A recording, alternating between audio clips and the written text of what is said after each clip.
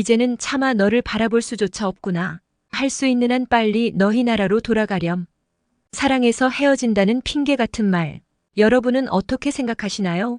앞길이 창창한 미국인 며느리의 미래를 위해 며느리를 그녀의 고향으로 내쫓아야만 했던 시부모님의 이야기입니다. 과연 그들에게는 무슨 일이 있었던 걸까요? 안녕하세요. 아틀란타 출신 피오나라고 합니다. 우리는 인생의 여정 속에서 이따금씩 힘든 순간을 맞이하곤 해요. 사랑하는 주변 사람들의 위로와 격려 덕분에 수많은 좌절과 슬픔을 극복하기도 하지요. 그런 의미에서 저의 젊은 시절은 불행의 연속이었죠. 그 누구보다도 가장 사랑하는 부모님을 잃었거든요. 저희 부모님께서는 두 분 모두 소방관이셨어요. 지역 신문인 아틀란타 저널의 날 정도로 큰 화제를 진압한 부모님께서는 뉴스 인터뷰를 할 만큼 유명하기도 했고요. 저는 소명의식과 투철한 봉사 정신을 가지고 계시는 부모님이 자랑스러웠네요. 물론 어린 시절에는 다른 사람을 위해 자신을 희생하는 것이 얼마나 대단한 일인지는 알지 못했지만 그럼에도 부모님이 하시는 일이 무척이나 대단하다는 것은 누구보다 잘 알고 있었습니다. 소방관으로 일하시는 부모님으로부터 받은 영향 덕분일까요? 저 역시도 진로를 결정할 나이가 되자 자연스럽게 소방관이라는 직업을 꿈꾸게 되었습니다. 그렇지만 막상 소방관이 되기 위한 준비를 하는 과정에서 저는 소방관이 되기에는 좀 힘든 사람이라는 것을 알게 되더라고요. 생각해보면 저는 막연히 소방관이라는 직업이 주는 멋진 겉모습에 끌려 시작을 하게 되었습니다. 무엇보다 남들을 위해 나 자신을 희생해야 한다는 점에서 엄청난 압박감과 두려움이 앞섰죠. 부모님에게는 죄송하기도 부끄럽기도 했어요. 어릴 적부터 보란듯이 소방관이 될 것이라 큰 소리를 쳤으면서 정작 시작도 하기 전에 포기를 한 거잖아요. 자신의 꿈과 멀어질 때면 사람들은 크게 실망을 한다고 하지만 저의 경우에는 전혀 그렇지 않았어요. 제가 포기나 실패를 하더라도 부모님께서 이해해 주실 거라는 확신이 있었으니까요. 그러나 안타깝고 슬프게도 제가 부모님에게 응석을 부릴 날은 두 번 다시 찾아오지 않았습니다. 부모님의 동료분들에게 부모님이 화재 현장에서 돌아가셨다는 이야기를 들었을 때는 슬프고 좌절하기는커녕 실감조차 나질 않았어요. 무슨 일이 있어도 매일 아침만은 꼭 함께 해주시던 부모님께서 금방이라도 현관문을 열고 집에 돌아오실 것만 같았거든요. 하지만 장례를 치르고 아무도 없는 집에 홀로 돌아오자 인정을 할 수밖에 없었습니다. 이제 두 번 다시는 부모님을 볼 수 없다는 사실을 말이에요. 갑작스러운 부모님의 크나큰 빈자리는 20대 초반이던 제가 감당하기에는 너무 벅차고 힘이 들더군요. 도저히 다시는 일어날 수 없을 정도로요. 아마 남편이 아니었다면 오래도록 시간이 지난 후에도 여전히 제자리에 머무르며 부모님을 그리워했을 거예요. 대학교에 입학하고 친구의 소개로 알게 된 남편은 제 소식을 듣자마자 집으로 달려와 위로를 해주었어요. 그뿐이 아니었습니다. 제가 혹시나 끼니라도 거를까봐 매일 점심때면 저희 집 문을 두드리며 평소 제가 좋아하던 음식까지 손수 배달을 해주었죠. 언제나 제 곁에서 부담스럽지 않을 정도의 선을 지키며 꾸준히 저를 보살펴주는 남편 덕분에 저는 서서히 그동안 무겁게 저를 짓누르던 상실감에서 벗어날 수 있게 되었어요. 이를 계기로 저희는 자연스럽게 사귀기 시작했고요. 연인이 된 후에도 남편은 한결같이 저를 배려해주며 사랑을 주었어요. 취업을 하고 처음 출근을 하게 되었을 때 선물과 함께 손편지를 적어주었을 때는 얼마나 벅차고 행복했는지 몰라요. 비록 단순한 사무직으로 아주 작은 회사에 붙었을 뿐이지만 크게 기뻐하며 축하를 해주는 남편 덕분에 제 자신이 마치 대단한 사람이 된 것만 같이 느껴지더라고요. 남편과 함께하며 제일 좋았던 점은 소소한 일상에서도 행복을 찾을 수 있다는 것이었어요. 그러나 국적이 다른 만큼 저희에게도 시련이 찾아오게 되었어요. 취업 비자의 만료가 가까워진 남편이 한국으로 돌아가야만 했거든요. 남편으로부터 한국으로 돌아가야 한다는 이야기를 들었을 때의 충격은 이루 말할 수 없을 정도로 컸습니다. 남편과 영원히 함께 할 수 있는 미래를 꿈꾸며 다시 살아갈 용기를 얻은 저에게 남편의 부재는 너무나도 큰 슬픔이었으니까요. 남편의 앞에서는 당당하게 있고 싶었지만 남편도 없는 미국에서 다시 혼자가 될지도 모른다고 생각하니 도저히 담담한 척을 할 수가 없겠더군요. 이런저런 걱정과 고민으로 갈팡질팡하던 중 남편은 예상 밖의 행동을 했어요. 저에게 청혼을 한 것이었죠. 같이 한국으로 가자고요. 저는 조금의 망설임도 없이 바로 남편과의 한국행을 선택했습니다. 이 이야기를 전해 들은 주변 사람들은 너무 무모한 결정이라며 한국행을 반대하기도 했어요. 뜻도 보도 못한 나라에서 살아간다니 인생의 가장 중요한 결정을 너무 생각 없이 결정했다면서요. 주변 사람들은 아마도 부모님을 잃은 제가 외로움을 못 견디기 때문에 결혼도 한국행도 충동적으로 결정했다고 생각하는 모양이었어요. 물론 부모님이 돌아가신 후 외로움을 느낀 것도 한 번의 고민 없이 한국행을 선택한 것도 모두 맞았지만 무엇보다 가장 중요한 점은 제가 남편을 진심으로 사랑한다는 것이었습니다. 태어나고 자란 아틀란타의 생활을 접으면서까지 한국에 가기로 결심을 한 것 역시도 남편과 평생을 함께하고 싶었기 때문이었고요. 이후에는 한국에서의 생활을 위한 비자 발급과 이사 준비로 눈코 뜰 새 없이 바쁜 나날을 보냈어요. 그리고 드디어 한국으로 떠나는 날, 비행기에 오르자 남편은 제 손을 꼭 잡으며 약속을 해오더군요. 자신만을 믿고 한국행을 결정한 만큼 손에 물 한 방울 안 묻히고 잘해주겠다면서요. 남편은 한국에서의 삶에 대해 아무것도 모른 채 오직 자신만 믿고 한국으로 향하는 제가 무척이나 걱정된 모양이었습니다. 솔직히 저는 무서움보다는 호기심과 행복으로 가득 차 있었습니다. 사고로 인해 제 모든 것인 부모님을 잃은 후 아틀란타에서의 생활은 혼자서 견딜 수 없을 정도로 힘들었던 터라 새롭게 한국에서 시작할 삶이 기대되는 것은 물론 설레기까지 했네요. 무엇보다 가장 마음에 들었던 건 더 이상 남편과 헤어질 걱정 없이 함께 있을 수 있다는 것이었죠. 게다가 한국은 전 세계적으로 제일 살기 좋은 나라로 뽑히기도 한 만큼 기대가 되기도 했고요. 그럼에도 불구하고 굳이 걱정거리를 하나 꼽자면 그건 바로 처음 뵙게 되는 시부모님에 관한 것이었어요. 한국은 유독 한국 사람들끼리 챙기는 민족애가 다른 나라에 비해 강하다 보니 외국인인 저를 안 좋게 볼 수도 있다고 생각했습니다.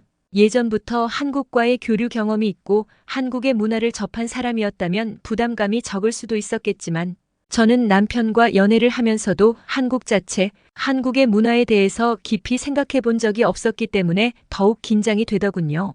그러나 이런 걱정들은 한국에 도착하자마자 시부모님을 뵙자마자 씻은 듯이 사라지게 되었어요. 제 사정을 들은 시어머니께서는 눈물까지 보이시며 저를 위로해 주셨거든요.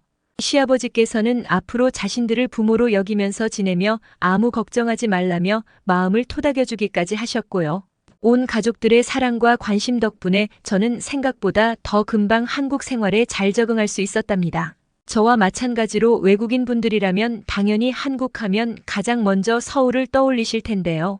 제가 지내게 된 지역은 남양주라는 서울의 화려함과는 거리가 먼 고요한 곳이었어요. 아틀란타의 카페에서 파트타임 일을 하던 남편이 시부모님과 함께 남양주에서 카페를 차렸기 때문이었죠. 서울에서 멀리 떨어진 남양주에는 한국을 대표하는 덕수궁과 같은 문화유적이나 롯데타워 같은 화려한 볼거리들은 없었지만 저는 더없이 만족스러운 생활을 보냈습니다. 거리 어디에나 사람들이 넘쳐나는 아틀란타라는 대도시에서의 생활에 지쳐있던 저에게 한적한 데다가 자연과 어우러진 남양주에서의 생활은 더할 나위가 없었죠. 특히나 가을만 되면 단풍이 빨갛게 물들어 있는 북한산의 전경은 그야말로 최고였어요. 원래 도심과 떨어진 곳들은 조용한 생활을 즐길 수 있는 장점이 있는 반면 편의시설이 잘 갖춰지지 않았다는 단점이 있잖아요. 미국만 해도 주요 도심 지역을 벗어난다면 제대로 된 편의시설을 기대하기는 힘들거든요. 자가용이 없다면 간단한 물건을 한번 사려고 해도 절대로 오갈 수가 없는 곳들도 많았고요. 그러나 한국은 달랐습니다. 경찰차들은 늦은 시간에도 순찰을 돌았기에 밤에도 안심하고 밖으로 나갈 수 있었고요. 제일 놀란 것은 주변에 마트가 없더라도 편의점을 비롯해 약국 같은 기본적인 생활에 필요한 시설들이 잘 갖추어져 있다는 것이었어요. 한국에서의 생활은 여러모로 기대 이상이더라고요. 한국 편의시설이야 잘 갖추어졌다고 온 세계 사람들에게 워낙 잘 알려졌기에 예상은 하고 있었지만 제일 놀라운 것은 한국 사람들의 행동이었어요. 앞에서도 말했다시피 단일 민족이라는 자부심으로 똘똘 뭉친 한국 사람들은 자국민이 아니라면 차별을 하거나 무시를 할 줄 알았지만 실상은 전혀 그렇지 않더군요. 남양주로 이사 온 지 일주일이 되었을 때 시부모님과 남편은 카페 준비로 바빴기 때문에 처음으로 저 혼자서 외출을 하게 되었는데요. 남편이 몇 번이나 서울로 가는 방법을 설명해 줬음에도 워낙 길을 잘 찾지 못했기 때문에 버스 정류장마저도 찾지 못했는데요. 그때 제 또래로 보이는 여성분이 다가와 친절하게 버스 정류장이 있는 곳으로 안내를 해주시더라고요. 서울에 갔을 때도 한국인들의 친절은 계속되었습니다. 화장품 매장에서 원하는 제품을 찾지 못하고 직원분들께 도움을 청하자 직원은 제가 사려고 했던 제품을 찾아줄 뿐 아니라 타입별로 제품을 추천해주기까지 했네요. 직원의 헌신적인 도움 덕분에 제 피부에 알맞은 화장품을 찾을 수 있었죠. 남양주에서 서울까지의 거리는 대부분 1시간 반 정도로 적지 않은 시간이었지만 워낙 버스나 지하철의 시설이 잘 갖추어져 있는 덕분에 서울로 가는 길이 힘들다는 생각은 단 한 번도 든 적이 없었어요. 카페 관리에 신메뉴 개발까지 눈코 뜰 새 없이 바쁠 텐데도 저 혼자 서울 구경을 하라며 배려해준 남편 덕분에 정말 더할 나위 없이 서울 구경을 하게 되었죠. 서울 한가운데에 위치한 인사동에서 오래된 조각이나 회화 같은 예술품을 보는 것도 한국 전통의 미가 살아있는 북촌 한옥마을을 구경하는 것도 정말로 즐겁고 보람찬 시간이었어요. 한국어라고는 간단한 인사말밖에 하지 못하지만 제가 카페 일을 돕겠다고 나선 이유는 평생토록 갚지도 못할 만큼 분에 넘치는 사랑을 주는 남편과 시부모님께 조금이나마 보답을 하고 싶어서였네요. 다시는 느끼지 못할 줄 알았던 부모님의 사랑과 정성을 머나먼 한국에 계신 시부모님을 통해 받을 거라고는 정말 상상도 하지 못했습니다. 진심으로 이어진 가족애를 느꼈다고나 할까요? 저희 아파트의 위층에 거주하시는 시어머니께서는 매번 남편과 제가 먹을 반찬을 해주셨으니까요. 제가 독감에 걸렸을 때는 병간호를 해주시면서 옆에 있어 주시기도 했죠.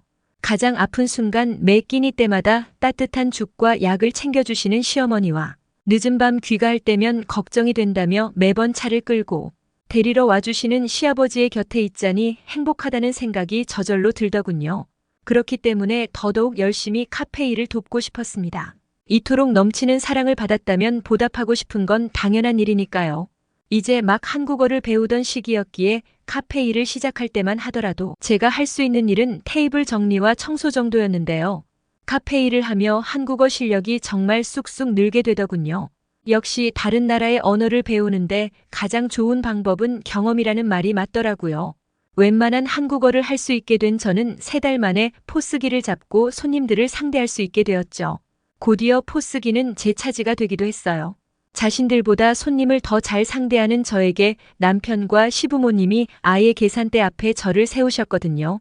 어느덧 한국에 온 지 벌써 4년이란 시간이 흐르고 한국에서의 시간이 길어짐에 따라 저의 한국행에 회의적이었던 친구들과 주변인들의 시선도 차츰차츰 변해가더라고요.